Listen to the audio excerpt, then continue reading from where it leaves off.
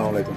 खान साहब कुदरती इस वक्त मेरे पास बैठे हुए थे, हम लोग बात कर रहे थे तो ये दो एक लड़का और एक लड़की आए हैं। उन्होंने पूरी तरह फ्रॉड करने की कोशिश की है।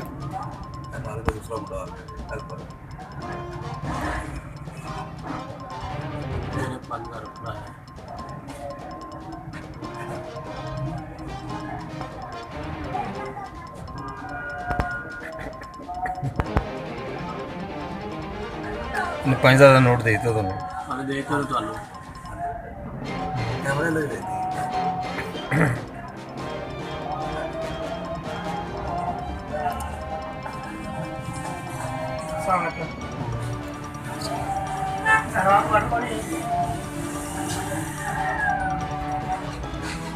ਇਹ ਦਿੱਤਾ ਸੀ 4500 ਤੇ 100 ਰੁਪਏ 4400 ਕਹਿ ਦੇ ਦਿੱਤਾ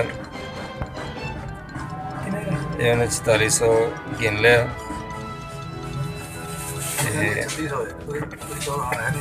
ਰੌਲਾ ਪਾ ਕੇ ਨੇ ਤੁਹਾਨੂੰ ਪੈਸੇ ਵਾਪਸ ਦੇਣੇ ਤੇ 5000 ਦਾ ਨੋਟ ਨੇ ਵਾਪਸ ਲੈ ਲਿਆ।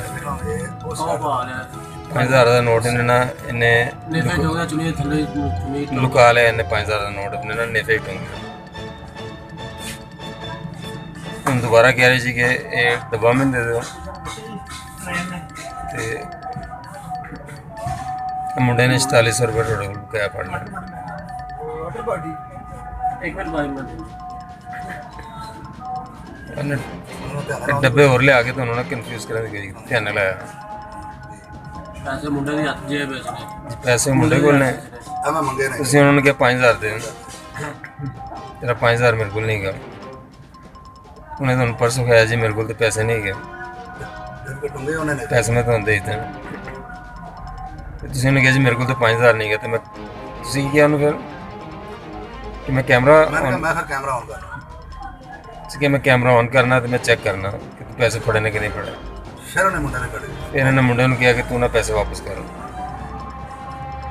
ਤੇ 4400 ਰੁਪਏ ਤੁਹਾਡਾ ਇਹਨੇ ਫਿਰ ਇਹਨੇ ਮੁੰਡੇ ਨੂੰ ਐਵੇਂ ਝਾੜਾ ਚੁੜਿਆ मुंडे चढ़ा चढ़ा ਕਿ ਤੂੰ ਪੈਸੇ ਤੂੰ ਕਿਉਂ ਫੜੇ ਨੇ ਪੈਸੇ ਵਾਪਸ ਕਰ। फिर पैसे मैं वापस ले लिया 4400 ਰੁਪਏ ਅਸੀਂ ਵਾਪਸ ਲੈ ਦੇ थोड़ी देर बहस की है फिर चले गए ਫਿਰ ਇਹਨਾਂ ਥੋੜੀ ਬਹਿਸ ਕੀਤੀ ਕਿ ਇਹ ਦੁਕਾਨ ਤੋਂ ਬਾਹਰ ਚਲੇ ਗਏ ਤੁਸੀਂ ਬਾਲ ਬਚ ਗਏ ਹੋ। बाल बाल बचा। अस्सलाम वालेकुम।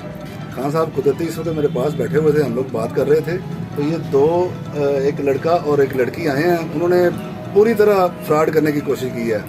खान साहब भी देख रहे थे और मैं भी, आपने वीडियो में देखा होगा कि उन्होंने बकाया भी लिया, 5000 भी लिया और लेके जाने वाले थे। मैंने कहा मुझे 5000 वापस दो, फिर वो 5000 दे के और चले गए हैं। सो प्लीज़ इन लोगों से होशियार रहिए। ये अभी शरकपुर में फिर रहे हैं, ये अपनी वारदातें कर रहे हैं, इनसे बाखबर रहें और अपने आप को बचाएं इस किस्म के फ्रॉड से।